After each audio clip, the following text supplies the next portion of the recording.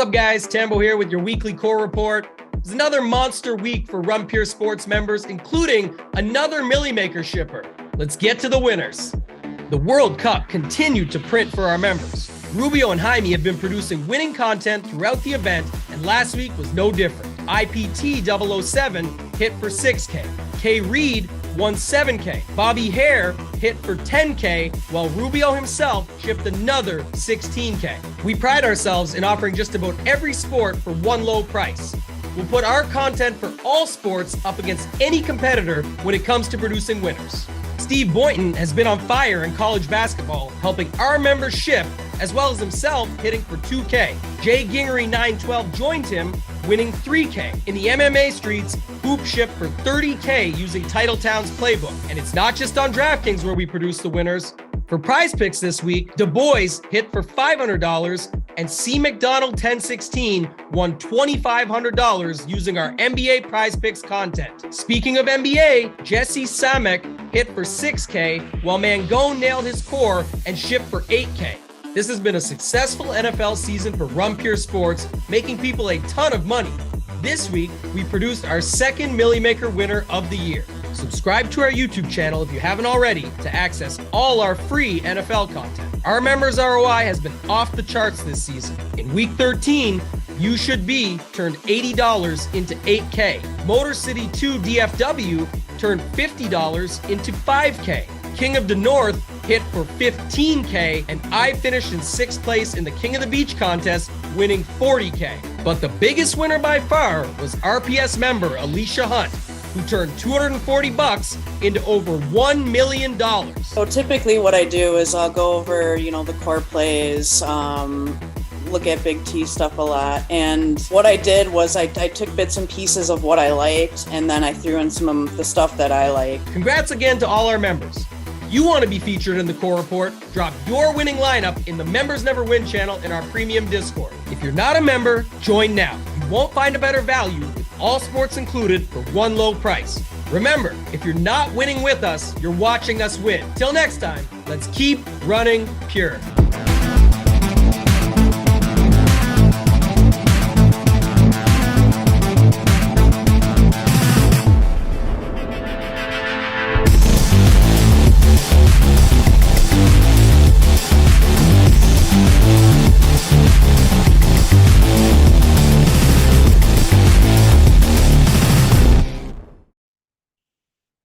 Welcome to the Saturday NBA Hardwood Show. I am Meg, and we are breaking down a huge Saturday slate. We've got 7 games. We've got a lot of value opening up, and we have a rematch of the NBA Finals. So I'm super excited to talk about it. But luckily, I've got 2 guys that can help break down the best plays for you guys. So let me bring them in. We are joined today by Kurt and Glock. Let me go to you first, Kurt. Kurt, how are you doing, and what do you think about this slate tonight? Good. I just got some good soccer winners from Jaime and Rubes. Nice. And, Congrats. we're leading it right. I had like an hour break and just dove into NBA. Yeah. So I know I'm ready to go. I love the slate. There's a lot of value. I think you can get different with some of your top plays, obviously. But as far as like the core of your lineup, it's pretty cut and dry. I don't think you have to get too different. Okay. I like it. Well, you got the good mojo started. Let's bring it in. Let's bring some winners to NBA. I like it. All right, Glock, what are you thinking about this slate, and how are you doing today? Yeah, doing good. Jam-packed Saturday. Obviously World Cup stuff in the morning. Had to do NBA stuff leading up to the show, and then obviously after we hop off this, MMA has a huge pay-per-view, of course, and then obviously right after that, log's going to be NBA. So yeah, jam-packed Saturday for sure. And yeah, it's kind of crazy. We were kind of discussing pre-show that it's a crazy slate. And generally, I think when I've been on the shows, at least on Saturdays, we've had like 3 to 4 game, 5 game slates, nothing too crazy. Right. And tonight is actually like our biggest Saturday slate that I can remember of the year. And yeah, every team decided that, the teams that played last night decided they were going to take a Saturday off and and sit. So yeah, we have a ton of strong plays. Like, I haven't seen this many strong plays on a single slate all year. I don't think there's just so many 3K guys that you can jam into your lineup, more specifically from the Brooklyn side. And now with the Utah news, which we'll touch on later, it gives us even more value.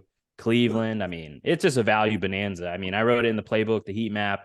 It's like if you don't feel good about your lineup going into tonight, like there's something wrong. And we were discussing in the Discord, like, don't get too cute, right? Like, you have a guy like Day'Ron Sharpe. If he's starting for Brooklyn, don't ask questions in the Discord. Like, what about Dwight Powell from Dallas? He's a 3K center my too. God. Like, just don't get cute. It's just you really want to get overweight on the good plays and then mix and match these studs that, are littered throughout the slate. So yeah, I'm excited to break it down with y'all for sure. No, it's super exciting. And before we go game by game for all 7 games, be sure to give us a thumbs up. Like this episode. We really, truly appreciate it. And I think there's a new feature. If you like the poll, Kurt is going to possibly show the gun show. Maybe, is that what I'm hearing, Kurt? I'm going to get naked. Oh boy. It's going to get wild. How about this? It's Saturday. I won't get naked if you all hit the like button. I'll keep my clothes on. Make your decisions however you want, but the poll is there. And, tell us what you think. Of course, as we're going through the show, we are going to go game by game now as we're going through, drop in some questions in the YouTube chat and we'll get to those later. But also, you got to stay to the end because these two got their plays of the day. So, guys, we got a busy one. Let's jump right to it. First game, we have the Brooklyn Nets on the back end, obviously, and resting their starters, playing at the Indiana Pacers on the back end of a back-to-back as well. And Indiana is favored by 7.5. Total is 224. Glock, I'll go to you first. Who do you like in this game? Yeah, I mean, this is we'll probably spend the most time on this game because there's just a lot to like, right? It's mass rest season for Brooklyn. Obviously, I slept in and then I woke up to all the news that Kevin Durant was sitting, Kyrie Irving was sitting, Royce O'Neal. You just go down the list. All their main guys are sitting. Joe Harris, Seth Curry, Ben Simmons, Nick Claxton. And so that leaves them 9 bodies available that I have currently projected. And that goes with the likes of Edmund Sumner, Cameron Thomas is going to be a popular play, Yuta Watanabe, Markieff Morris, Day'Ron Sharpe, Patty Mills, Kessler Edwards, David Duke. A bunch of no names, but guys we're familiar with, playing last year, especially guys like Day'Ron Sharpe and David Duke. I know if Big T was on there, he'd go crazy because he loved those guys for sure. But yeah, I mean, Brooklyn, we're really going to need a starting lineup, I think, to really solidify who we want to be on for sure. But I think you can shoe in Cam Thomas, like for a lot of usage, no matter what.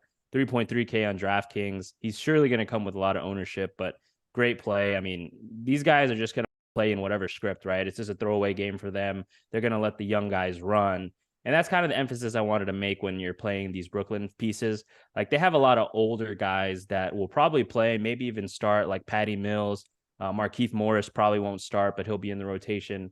Those are the guys that I would kind of lean away from personally, and then lean into the young guns like Day'Ron Sharpe, Cam Thomas, Edmund Sumner, David Duke, those guys, Kessler Edwards as well.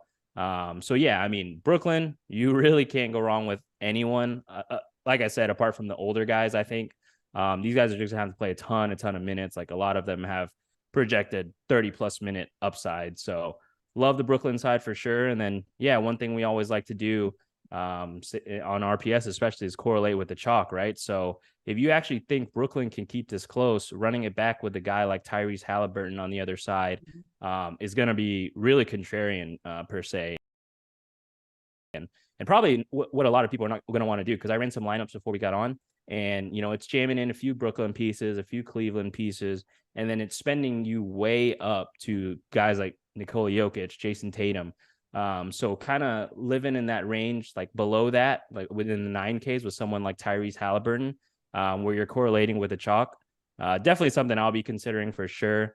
So yeah, I mean, this game is elite for sure. Brooklyn, great plays all around just because of the injury situation. And then I think Tyrese Halliburton, he's actually questionable, so it's something to keep an eye on. I do think he'll play, but if not, obviously Andrew Nembhard been playing great without Tyrese Halliburton. Right. Buddy Hield gets a bump, Miles Turner. Yeah, I mean, I love this game a lot. All right. Kurt, do you agree with Glock? Who are your favorite plays in this game? Yeah, so there's not really too much different to say. I mean, he said it, everything. Well, I would say this is Cam Thomas has been in the spot many times, and he just always crushes. And the thing is, like, he used these opportunities to show what he can do, but the poor guy never can get the minutes I think he truly wants in the rotation. I think he's starting to get a little pissed off. So This is another opportunity for him to do it, and I'm sure he's going to go do it again like he's done a million of times. The guy's just a straight up dog. He's a straight up bucket. I guess a sleeper Brooklyn guy or a hot take I would have besides don't play the olds is Alondes Williams over Sumner. He's just a stat stuffer. I loved him at Wake Forest. Sumner, I feel like, is way safer, but if we're going for like a ceiling, I much prefer Alondes Williams over Sumner. That'd be my take there. Give us like a scouting report on Alondes, Kurt. What does he do? He's like a point guard. He's going to handle the rock like Sumner would. Handles the rock, crashes the boards, just like he's a slasher. Can do it all. He doesn't really shoot that great, but he can shoot the three. Who would it be an NBA comparison? Maybe probably. I guess Halliburton's not too much different, but like I don't know. He's kind of just Alondes Williams. He's his own guy, but he can do everything. He will crash the boards. He's taller. He's not like some short shit, so he can even play the fucking three if they need him to randomly in the spot. They won't, but he could. As far as the Pacers go, I really like Turner as kind of a run back here. And if Halliburton's out, we're just talking full game stack here, aren't we? Oh yeah, for sure. Yeah. So even if Halliburton's in, I really like Turner. 6'8", salary doesn't really matter on this like that much. I feel like he could post a 50 burger if they keep it close. So I like that. Not much else there, I guess. But Glock, you've watched Alondes Williams, right? No, I have no idea who he is, honestly. But he was like, he's projecting the worst out of all these Brooklyn guys. And, these projection systems around the industry, there's a lot of unknowns in this situation. Like right now, we don't even know who's starting for Brooklyn. And I see like ownership concentrated on three guys currently: Day'Ron Sharpe, Cam Thomas, Edmund Sumner. And what the optimizer is going to do is it's going to jam in those three guys. But like, I'm not ruling out any of these guys that could smash in turn, like David Duke, Kessler Edwards, Yuta Watanabe, Alondes Williams, like what Kurt's saying. Like all these guys are projected under 10%, and they're in the same spot with just this as much uncertainty, right? Yuta Watanabe, he was crushing in the Olympics like last year, like, and before he got hurt. He's been having games in the rotation this year with the guys. Yeah, exactly. I mean, he's a solid ass player. My concern is like, will he be like ultra aggressive without these guys out? Or is it just kind of like he's just going to still play the same role? That's one thing. I think he would. I think he'd go into Olympic Utah mode for sure. Well, he did it at Toronto. Remember when Toronto rolled the guys out? He would go full on like high usage Yuta Watanabe. Exactly. So, yeah. I wouldn't worry about the usage personally. I'm more worried about the injury and him coming back, and if they would potentially start him or limit him, like, because I think this would be his first game back from injury. So that's something I'm going to monitor for sure up to lock. I think if he's starting, like, man, obviously his ownership is going to go up, but I would just hammer him for Those are my three. Yeah. If he starts, I'm going. I mean, Cam Thomas, Sharpe, Watanabe, and then it's everyone else I want to mix in. But those are the three that I'm prioritizing. Yeah. So, yeah, that was one thing. That was one thing I just wanted to point out before we move forward. Because, man, like when you see ownership concentrated on three guys of a short rotation, it was kind of like last night, right? Darius Garland, Jared Allen, Karis LeVert. Two of them failed in an epic way, Darius Garland and Jared Allen. And then in turn, Mobley smashed, Cedi Osman smashed, I believe, at low ownership. So this could be the same scenario where, even though these plays just seem so strong on the surface, there's a lot of uncertainty that goes along with it, right? Like you have these guys even projected at 30 minutes, like Jacques Vaughn could easily just give everyone 25 minutes. And someone like Alondes Williams, like Kurt says, smashes even though his projection sucks. So that would be something I'm considering and bumping them up in opto runs for sure. Did Allen get into foul trouble last night? I had a bet a prop on him, and I was like, "What's going on?" It was late foul trouble, wasn't it? No, third quarter foul trouble. Yeah. Picked up those fifth in the third, I believe, and then didn't play till late in the fourth, which sucked. I had him, so yeah, it was kind of frustrating because he was gonna crush, and we'll touch on the game later, against OKC.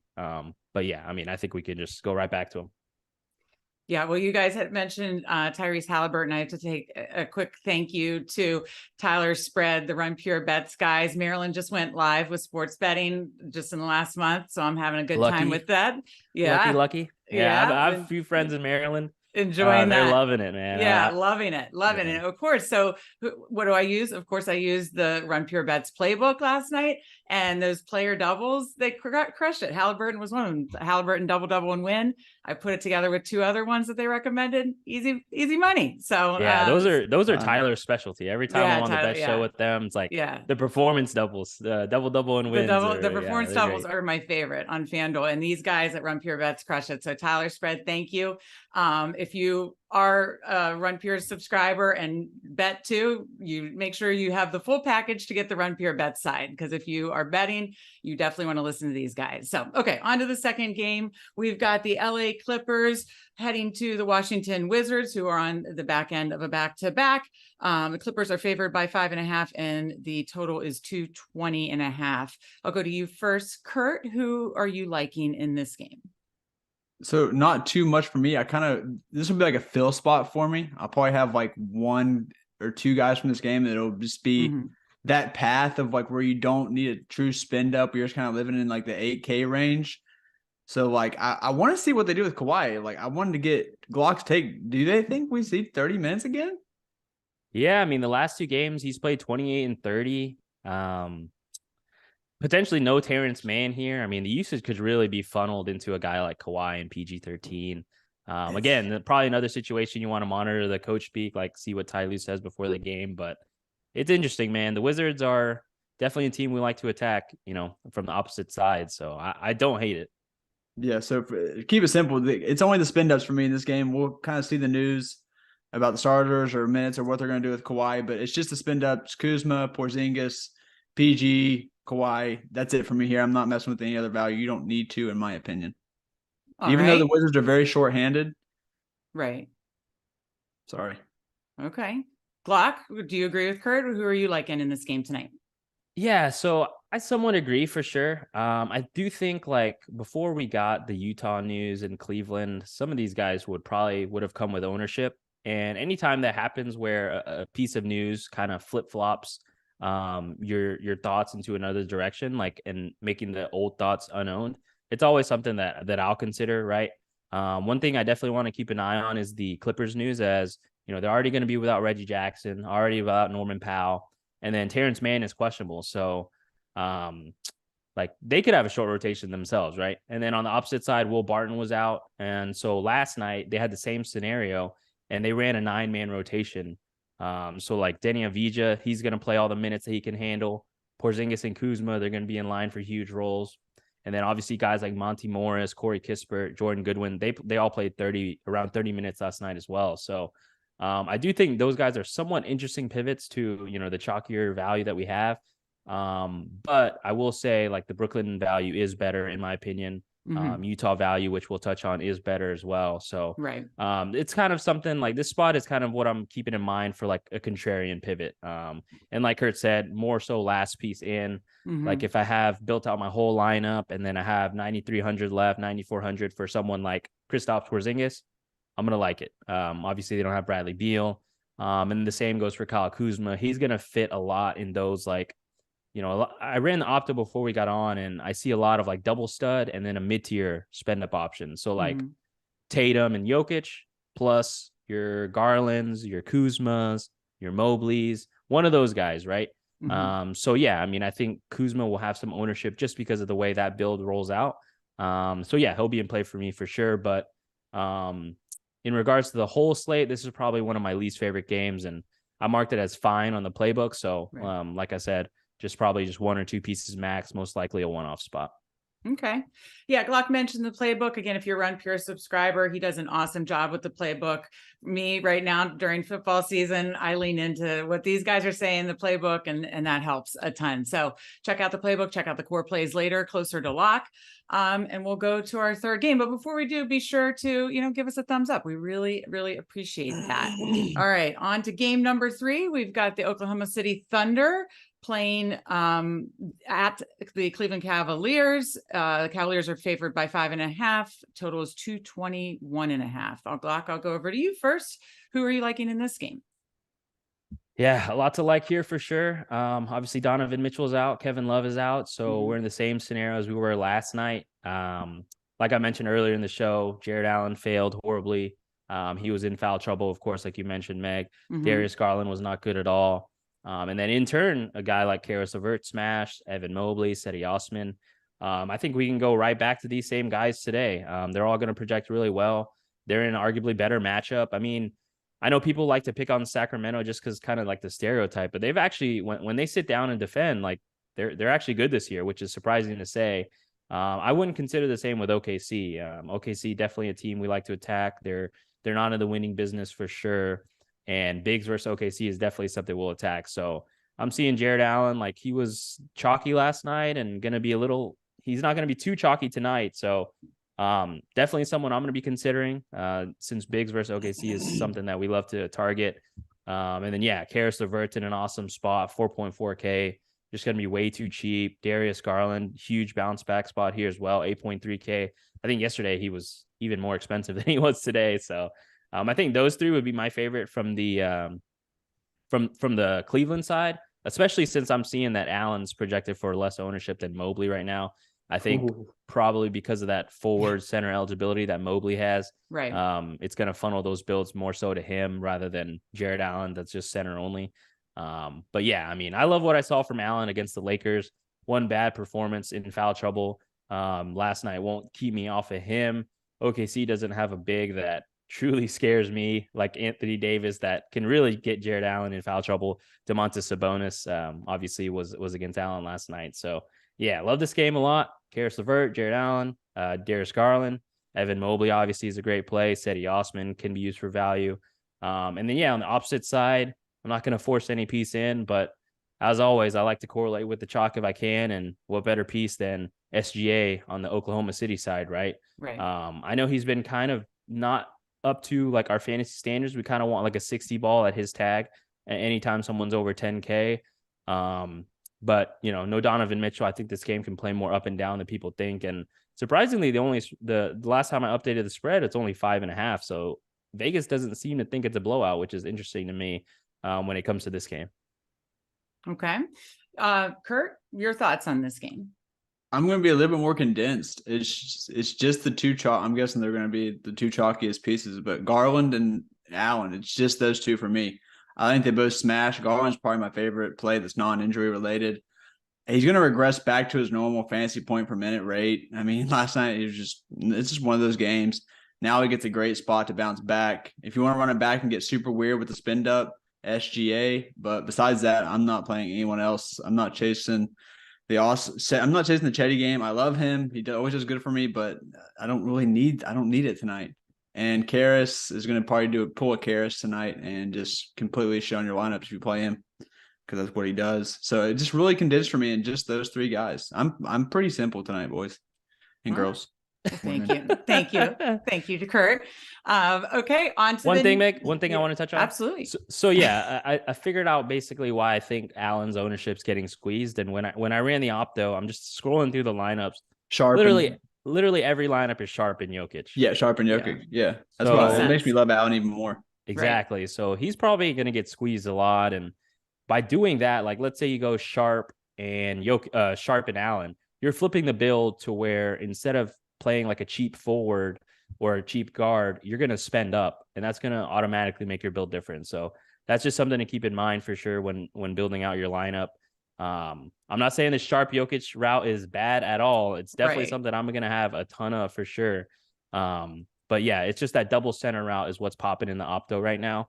And someone like a mid-tier Jared Allen's going to get squeezed. And, instead of like when you play Sharp and Jokic, you're going to maybe be able to spend up in your forward spot for Mobley. Right. But then when you flip the build, that's basically how you get Allen. And then you spend up for like a contrarian guard. So that's just something I wanted to touch on before we moved on. That makes a ton of sense. No, I think that's very interesting, especially on a slate like this where there's very clear studs and values. So I think that's super sharp. All right, on to the next game. We're talking your Dallas Mavericks, Glock, back end of a back-to-back, heading to play at Chicago Bulls on a front end of a back-to-back. Bulls are favored by 2, total is 224.5. Since this is your team, Glock, what do you, I know it's an emotional game last night. Sorry to talk about it, but, what are your thoughts for tonight? Oh man, last night, that was rough. A painful game. Missed 6 straight free throws to lose by 1. I think they're like the first team in NBA history to do it. Oh. I think in every Mavs loss, like I think the last 6 Mavs loss, they've shot like 50 to 60% from the free throw line. I don't know what it is. Like, I don't know. Dallas fans like myself, we got spoiled with Dirk Nowitzki, 90% from the line every single year.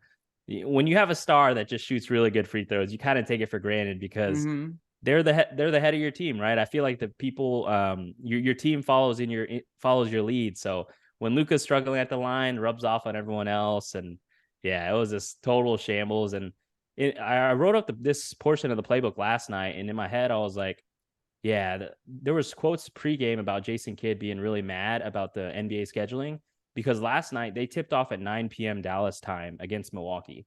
And then they had to hop on a plane after the game. I think the beat writer said they were on the plane at about 1:44 a.m. Dallas time. And then they obviously fly to Chicago, and then they have a game in a few hours. So they were pissed about that. And then kind of in the playbook before, when I was writing it last night, I was alluding to the fact that, you know, they won't say it, but this is probably a potential rest spot just because of the way the scheduling worked. And so, yeah, obviously you have Luka resting here, making Spencer Dinwiddie a really strong play, right? He's going to be the head of the snake for Dallas now. He's going to assume all the usage. I assume they're just probably going to slide Reggie Bullock into the starting lineup, but keep an eye because they did recall Jaden Hardy from the G League. He's been receiving a ton of noise. I think he's averaging 30 points down there. And I know from a Mavs perspective, they're like, oh, this guy needs more minutes. Like, we don't have a third guy that can handle the ball. He's taking 40 shots. Yeah. Well, that's what I'm saying. Like, the Mavs fans are desperate for Jaden Hardy. And I did see some chatter in the Discord, like saying it's a Jaden Hardy night. What's the rush? I don't know. I'd just be really careful. Like, maybe if he starts, then maybe I would consider him. But considering him off the bench with a lot of uncertainty, I mean, the Mavs have Kemba. I think they play Hardy before they played Kemba. But they still have guys like Christian Wood, Tim Hardaway Jr., Dorian Finney-Smith, Reggie Bullock. They're just going to go with their main guys most likely. And Hardy will probably play like 10 to 15 minutes, if I had to guess, at the most. But yeah, like I said, keep an eye on the lineup. This is probably my least favorite game of the night in regards to DFS personally. Right. Obviously, I think Spencer Dinwiddie is a great play. Christian Wood at ownership off the bench. I mean, he's on the surface, he's a great play. Obviously, without Luka, his usage rate is insane when Luka's been out of the lineup. But kind of relying on a guy to nuke off the bench when there's no guarantee that it'll close. Like, I'm still unsure how much Jason Kidd likes him. And if the Mavs are in trouble and not playing defense, he's definitely not going to be out there. So if Christian Wood's coming with like 20+% ownership, probably something I'll avoid. And again, he's that center build. He's center only. He's not even forward only. So you have to sacrifice playing one of Sharp or Jokic in order to play Wood and Allen if you want to play Allen. So that's probably something I will avoid personally. Obviously, Tim Hardaway Jr. is going to chuck, but he's kind of in that weird 5K price range. Like on this slate, you're going to be like 3K studs, 7Ks, 8Ks, right? This 5K range is going to be kind of a weird range, but obviously don't mind if you go there. Nikola Vucevic, I think, is my favorite play on the Chicago side. But again, he's center only. You're going to have to sacrifice a lot of projection and a lot of points for someone like him. And then, yeah, Zach LaVine would be my second favorite from Chicago. But like I said, probably my least favorite game of the night, even though it involves my team. Really wish they would have just like punished Luka and them just made him play 48 minutes for missing all those free throws because we're like in the middle of a hot Western Conference race. And I don't know, sitting guys out like right now, it just doesn't feel right to me, especially off of a loss. But what can you do? What can you do? All right. So you're not playing this game much, but you'll be watching, of course. So I'll head over to Kurt. Are you playing many players in this game? Who do you like? Not much different. Like it's Dinwiddie. I'm a little bit higher on Hardaway. I'm probably gonna be splitting them. If he gets hot, he could have massive usage and like posted some big number. Dinwiddie's a lot more safer. Hardaway can be frustrating, but still one of those guys probably just go off. I will say not much interest anywhere else. I will say this though, this feels like slates like this is where DeRozan just goes for like 60, even though Dallas plays slow. Like it's not a good play. But I swear it's just like slates like this is where he just randomly goes for 60 and everyone's like, what the he's 2% owned. It's like he's in the optimal. It's like, why would you play DeRozan? You know what I'm talking about? Glock. These are the spots DeRozan goes for 60. These slow-paced games. I'm a huge DDR hater. Like me too. just because of the way he plays DFS, like it fits into the DFS game. Like if he goes for 60, you're saying I'm expecting he scores 45 raw points. Mm-hmm. So that's 45 points right there. And then he's going to get you like 3 rebounds, 4 assists, maybe get a steal or a block here. Like it's going to be, he's going to have to really score the ball like crazy. And that's why I don't like him personally, but I get your point for sure. And it's 45 and it's all in the paint too. I'm only playing 8 lineups. I'm going to have DeRozan in 1. So I'm not saying like go all in on the guy, but just don't be pissed off when he goes for 60 at like 1% because it's not a good play. So don't be mad at yourself. All right. Or me if you see me at the top with his ass. All right, we're halfway through the games on this big 7-game slate. So be sure, give us a like, check out the poll. Kurt might show his guns, if you might show my third leg. Vote. Oh my God. If you vote on the poll. So now how can I focus on? So we are now going to the NBA Finals rematch, and we've got the Boston Celtics heading to play the Golden State Warriors. The Celtics are favored by 2.5. The total is 237. Kurt, this is your Celtics team. I'll go to you first. What do you think about this game? I think this is where all the spin ups are going to be for sure. And I don't hate it. Don't hate it at all. I will say this though. I love Curry tonight. Obviously, everyone's going to be on Curry and Tatum as their spin ups along with Jokic. I much prefer Tatum over Curry, but my favorite play in this entire game is actually, Jaylen Brown, Mr. Black Panther himself. It's really I hate to say it, but like Glock, this is the only 3 guys I really like in this game. I mean, like I'm sorry, but this is just a cut and dry. It's like I didn't do this, guys. This is not my fault. I'm not being a bad tout. This is the NBA for resting all their guys. Right. Don't look at me. It's not my fault. Okay. This is gonna be a great game to watch. So if you want to do like a mini stack, like do like Jaylen Brown, Tatum, Curry, and Green, but it's like you're really hampering yourself there. So just those 3 guys for me. Hopefully Glock can give some galaxy brain takes on this one. Okay, Glock, you have any galaxy brain takes on this game? Not really. I mean, I think, like you said, Kurt, just a lot of the opto lineups are shoving in Jason Tatum. I think now it's a little less on the Stephen Curry side, which is interesting, but 11.1K, it's a lot to ask of Steph Curry for sure. I feel like every time I watch him, obviously he's shooting the ball well, scoring a lot of raw points. He's not to the same extent as DDR because he gets like the 3-point bonus and stuff, but it's just hardly ever that he's threatening with, that triple double or double double upside, right? Like it's Draymond Green that's running a lot of the offense. He's going to be getting a lot of the peripherals like rebounds and assists, while Steph Curry, he's obviously going to score a lot of raw points and get those 3-point bonuses, but can he get you that like 40 and 10, right? 40 raw points and 10 assists. That's to be determined. I do like him a lot more, Steph Curry, that is, on FanDuel at 9.9K. I mean, under 10K, doesn't seem to be that crazily owned, which is crazy to me. So he'll be definitely more in play for me over there on FanDuel. But yeah, Jason Tatum, I think his usage rate is very similar to Jaylen Brown's this year. Let me look. Jason Tatum's usage rate this year, 32.6. And, you would think Jaylen Brown is a little like way under him, but 31.1. Yeah. 31.2. So it's like right next to each other. You get a discount for sure. So what is that? Like 3K, a little less than 3K extra that you can spend up. Tatum does look to be the more owned one, which is a little crazy. And yeah, I think Jaylen Brown, he's from the Bay, I believe. So yeah, he went to Cal. Yeah. Add that into your model. So yeah, I mean, those 3 obviously are great plays. I prefer Jason Tatum, Jaylen Brown over Steph Curry. One guy that you didn't mention, I think, is Draymond Green. I think in a game stack, you should include him. We always talk about Draymond, like, he gets up for the good games. Yeah. And it's very apparent, right? And this is definitely one of those games. I think it's the only national televised game of the night. Obviously, like Meg said, finals rematch. So I think you can, simply like Jaylen Brown and Draymond Green, like that's an interesting correlation. If you don't want to spend up for a guy like Steph, that's something you should definitely consider. So yeah, I like this game a lot more so on the main guys, not so much the value pieces. How's the ownership? Is the ownership pretty much Tatum, Curry, Brown, Green? Tatum, Brown are going to have the most Tatum, Brown. ownership Okay, for got sure. Okay. It's because this forward spot's where people are spending up, right? Because you have your value at guard, and then center, of course, with Sharp.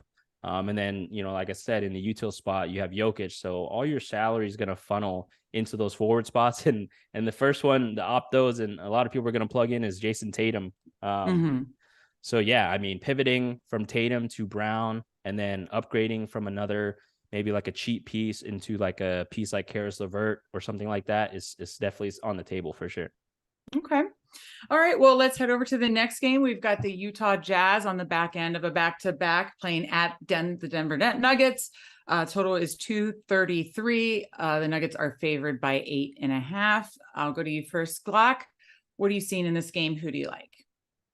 Yeah, I mean, just another value bonanza here. The Jazz are just another value spot because you don't have Lauri Markkanen, you don't have Jordan Clarkson, you don't have Colin Sexton, Mike Conley. Those guys are all out for Utah, and like really your main ball handlers if you think about it. So Utah is super, super thin at the guard position. Like you have obviously Nickeil Alexander-Walker. He started last night, was crushing, and then he kind of slowed down, but did what you needed for 3K.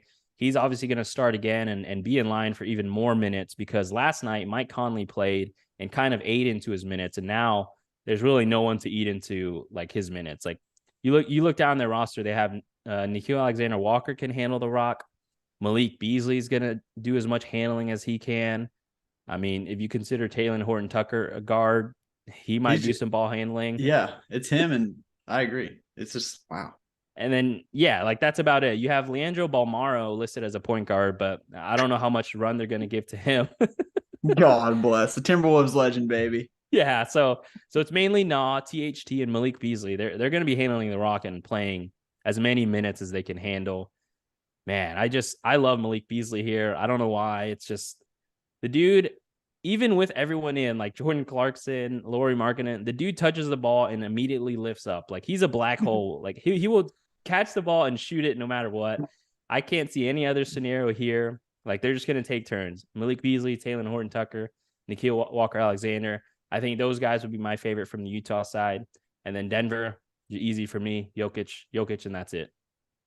Do you like, Glock, while I have you, do you like the Brooklyn value or the Utah value better, or just a combination of both? Let's see here. 1, 2, 3, 4, 5, 6, 7, 8, 9, 10. So Utah has 10 bodies, right? And 2 of those guys are Leandro Balmaro and Udoka Azubuike. So really, and then one guy is Rudy Gay, another guy is Ochai Akbaji, who I think Kurt probably is a fan of. He's good at his role, 3-and-D. He's a corner stander. Yeah. So yeah, I mean, I like both value spots, honestly. I prefer to mix and match for sure. I think Naw is one of the best plays for sure on the slate, value wise. And then it gets a little uncertain with, Malik Beasley is obviously a sure shot. And right now, Talen Horton-Tucker is projecting really strongly. But just a few nights ago, he was a DNP CD, coach's decision. When Rudy Gay entered back into the lineup from injury, that was the night we had Jonathan Kuminga was a strong value play with the Warriors. And then a lot of people, when Kuminga was not announced as starter, they considered putting Talen Horton-Tucker out there as a pivot because, I don't think that night they didn't have Mike Conley and Colin Sexton. So obviously there's a scenario. I'm not saying Talen Horton-Tucker is not going to play at all. Just keep in mind, a few nights ago, he was completely healthy. They were thin at the guard spot, and he was a DNP CD. So in that scenario, just Nod becomes an absolute smash play.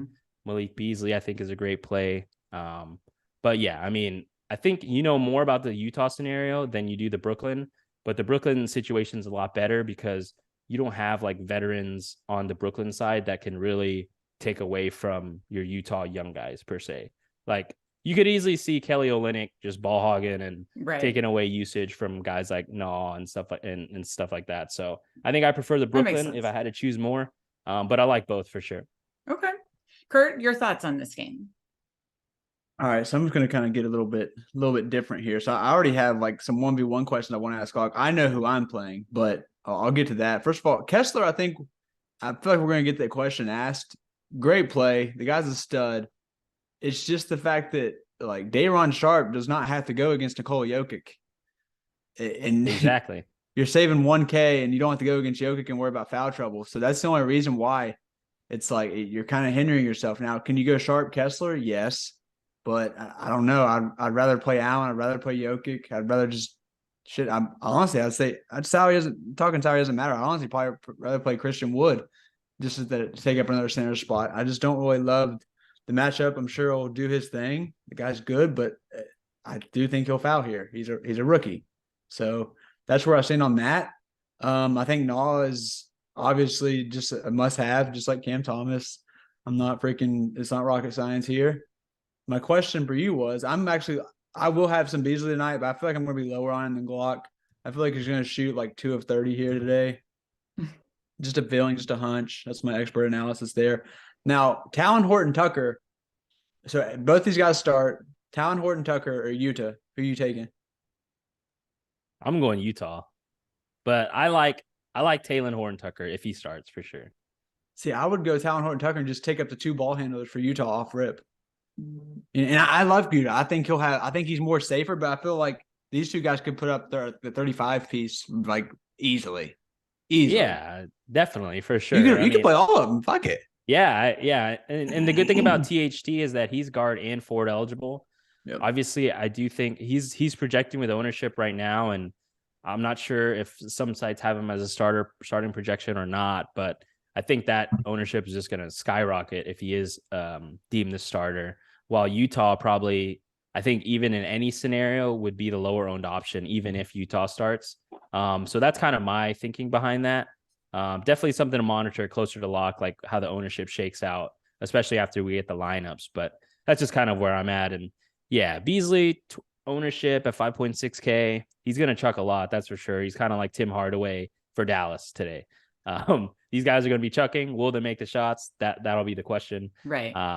And yeah, I mean, it's a good Denver team, right? Blowout is definitely in the possibility here. Jokic, I noted in the playbook, he's starting to look like himself, like threatening triple-double upside every night. He's had 60 or more fantasy points in 2 of his last 3 games, and a matchup that we've been targeting this entire season. I know it's kind of pre-Walker Kessler era, but bigs have been crushing Utah. And so, Jokic, what better big than to play than Jokic? Like he's one of the best big men we have in the game. So yeah, definitely love that. All right, guys, we have one more game left. So... Actually, can I say one more thing on that game? Absolutely, of course. So please. For the last forwards, but if you're working on that last forward spot and you have like Olynyk or Beasley, I'm taking a shot on Kelly Olynyk and hoping Kessler gets in foul trouble and Olynyk just gets a shit ton of minutes at the 5. What do you think, Luck? At like 2%, what's he going to come in at? Sub 5%? I like it. I mean, he's definitely going to be lower owned than the guards and the ball handlers of Utah. And like I said, any chalky spot where you can pivot and get different, like I think that's there's one uncertainty. of those spots. Yeah, definitely one of the spots. Yeah. All right, that's it.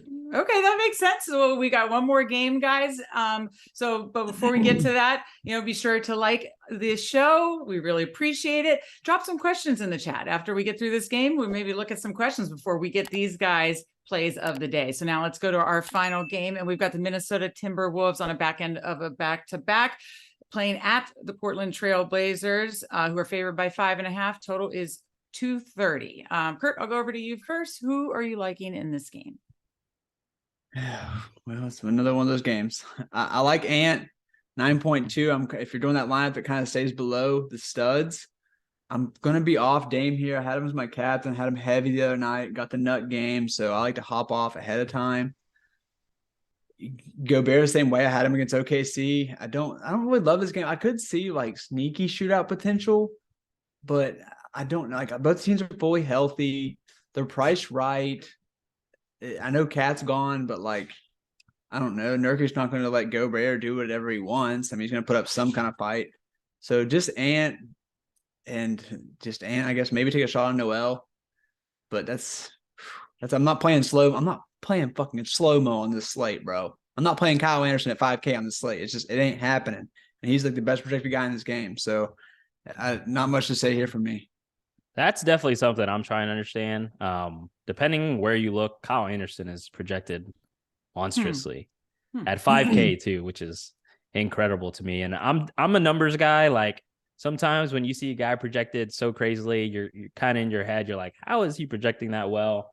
And then you fade him, and then he just crushes. Yeah. And then when you play him, he crushes. So it's like sometimes you just trust the math. But I'm definitely on Kurt's side here, where 5K Kyle Anderson, whew, that's something that's crazy. But he is projecting well. So that's something to keep in mind. Any other thoughts for you, Glock, in this game? Yeah, I mean, I think Kurt hit it on the head. This spot is great. Like on any other slate, probably where we didn't have this would be the game stack on a normal slate. Exactly. Like if we had no injury news for this game and it was a clean slate, you'd probably be trying to find a way to get in Damian Lillard and Ant Edwards. Get like and Noel would be like the most popular sub 5K guy. Exactly. Especially if Jordan McLaughlin's out. I don't know if we got that news yet, but Noel becomes like a super strong play anytime Jordan McLaughlin's out. That's just because they'd have no one coming off the bench that can handle the rock. So that's something to keep in mind of. I mean, I think Jalen Noel. Yeah, he's out. Okay, he's out. Yeah. So he's only 4,800. I'm going to play about 24, 26 minutes off the bench with maybe even upside for more if he's playing well. Pivot off the Kyle Anderson chalk for sure. But yeah, I mean, it's definitely something I'll consider. This is more of like a contrarian game stack spot where with the value that we have, optos are going to jam in, obviously, your Brooklyn value, your Cleveland value, and then Jokic and Tatum. Like that's like the similar build I'm seeing tonight. And then what you can do just to flip that around in your guard or forward spot, Anthony Edwards, 9.2K. He can fit in both of those spots, and he's a little cheaper. He had a really bad shooting night last night, but like I said, I really like what I'm seeing from Ant. Like he's really trying on defense. Like if you look at his log, 3 steals. In the games before that, he had 6 steals, 5 steals. So those stock points, those go a long way. And he hasn't even hit the 30-point threshold, but it's been crushing like above 50 fantasy points in a lot of his games since Cat's been out. So I like Ant. And then obviously Damian Lillard, he's my boy. Like every big GPP hit I've ever had is with Damian Lillard. It's just the way he plays, right? He's going to get hot and there's no stopping him. And that's the way it was on Denver 2 nights ago. Shot 9 of 17 from 3. I mean, he's hot and he put up 72.5 fantasy points. If you ask me, I prefer Damian Lillard over Steph Curry. Give it to me at the fraction of the ownership, 1K less as well. But yeah, like instead of doing like a Tatum Curry correlation, this game would be in my consideration for doing Lillard like Edwards and Edwards Lillard. Yeah, I just built that I took the Utah value, took the Brooklyn value, threw in Jokic. Oh, you can fit Jokic? Oh man. And then I threw in Lillard and Ant, and bro, it fit perfectly. I left $100.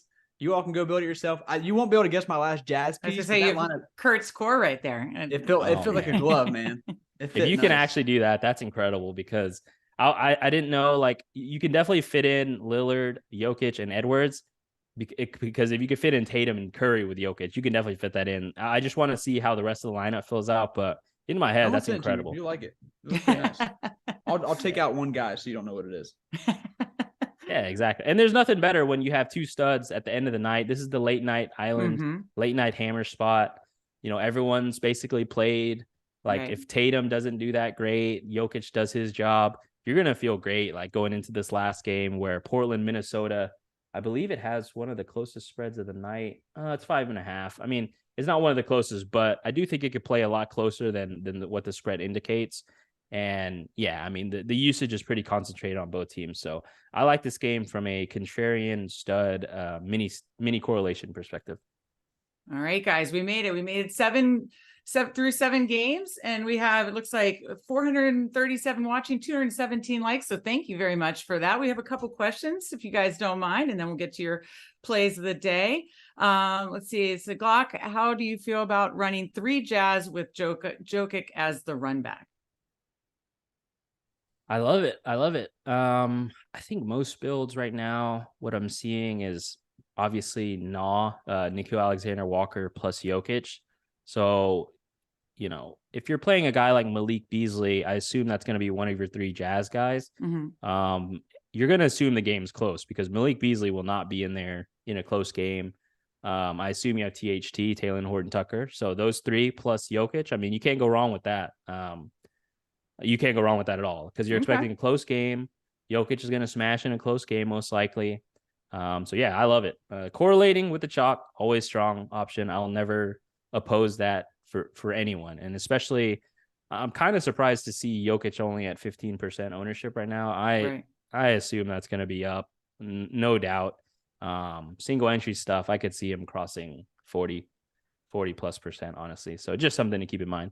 Right. Okay. Just a couple more questions. I believe we covered this, but if no Halliburton, is Nembrand in play? Kurt, I'll go to you on that one. Oh, they're just trashing our boy's name right there.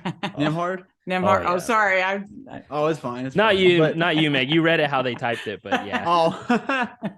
There's not even an H in there, so he totally. Nembhard? Yes, Nembhard. Yeah, for sure. He was dominating when Halliburton was out. I'm telling you though, like, I don't know what the fuck the correlation is, but like, why is Benny Mac not play good when Halliburton's not in the lineup? It doesn't make any sense. What's funny is that night that so Halliburton was ruled in, or everyone was ruled back in. I was like, you know what? I'm going to troll. I'm going to play Benny Mac here, and he went off like as expected because that's how NBA DFS works, and I made money off of it. But still, I was pissed off about it. But so yeah, it's the Nembhard show now, Kurt. He literally looks like one of the best players in the league when he was out there against Golden State. I was super impressed. Did he look like this? He played at UConn, right? Played at Gonzaga. Gonzaga. I get those two. Wait. Which Nembhard is it? Andrew. One played at Florida, one played at Andrew Nembhard. Yeah. So Florida's was he good in college? Baby Nembhard. That's Baby Nembhard. He was at Gonzaga. Yeah, I think he's a Gonzaga one. Was he good there though, or was he kind of like a secondary? Yeah, he was solid. He would have his game. I mean, they just had so many high usage guys, but like when they needed a bucket or something, like he came through. He did his job. His brother played at Florida, and his brother was solid too. Oh yeah, Florida to Gonzaga, and now his brother plays at he's the younger boy. He's at the freaking blue team, man. Creighton. Blue team, Creighton. Okay, a couple more questions, guys. Sumner or NAW? Glock, which one for you? NAW by mile. Okay, Yeah. so Right, Kurt says NAW. Glock, I you agree. say Yeah, NAW? Sumner is we've kind of seen him play and start before. Obviously that was with like KD. He would play point guard, but he's more susceptible to jogging around on the court than Na is, for sure, I would say. So Na is definitely my preference, and just looking at the ownership here, Na is definitely going to be more owned, for sure. And it is a revenge spot for Sumner, I will say. He was on the Pacers, something to keep in mind. But yeah, I prefer Na for sure. Okay, these two questions kind of are similar, so I'm going to ask them together. How many Brooklyn players are you going to have in your lineup, and what is the max number of value you will play from Brooklyn and Utah? Glock, I'll go to you first on that one. You can kind of combine that answer if you'd like. Yeah, this was a point I kind of want to touch on earlier in the show. I'm not going to limit anything in regards to capping how much exposure I have of a team. Okay. I do think so. Before we got the Utah news and the Cleveland news, there was like four to five Brooklyn guys were popping on every single lineup. Obviously the 3K guys, and then you would get the triple stud build. And so now after you get that news, I'm looking at every single opto. It's like 2 to 3 Brooklyn guys. And I know one thing that you always like to do to get different, you usually, instead of playing 2 to 3, you play 4. So I'm not going to max anything. I'm going to project them like very heavy, shortened, condensed rotation. And I'm just going to let the chips fall where they may. Makes sense. It does look like the opto does like more Brooklyn than the Nets. Obviously, a guy like Nickeil Alexander-Walker is the premier Jazz play that's getting jammed into lineups, but I'm not going to set any min maxes for sure. I'm just going to let the numbers dictate how much I have of it. Okay, makes sense. Kurt, how about for you? So of each, so Utah and Brooklyn? Yeah, well, you don't need more than 4. Okay, so about you just don't. 4. Okay, you just don't. Okay, so 4 for you. Okay, well, I think that covers most of the questions in the chat. That means we've reached everybody's favorite part of the show, and it's the plays of the day. So first, I'm going to go to Glock, and Glock, I need your glocked and loaded play of the day. Yeah, so I definitely want to see the starting lineup, and if I can get any coach speak on this particular player before the game locks. And this is the first game of the slate, so you'll have the news before and the lineup, so that's a good thing. But like we touched on earlier in the show, there's a lot of concentrated ownership going onto the main pieces of this net side. I'm gonna embrace the uncertainty, because I feel like there is a lot in this situation, and I'm gonna plant my flag on Yuta Watanabe. I do want him to start, obviously, or if I get some coach speak that he's not going to be limited in any way. I do think he's one of the most talented players on this Brooklyn team. Like Kurt said, he was a part of the rotation and being very, very productive.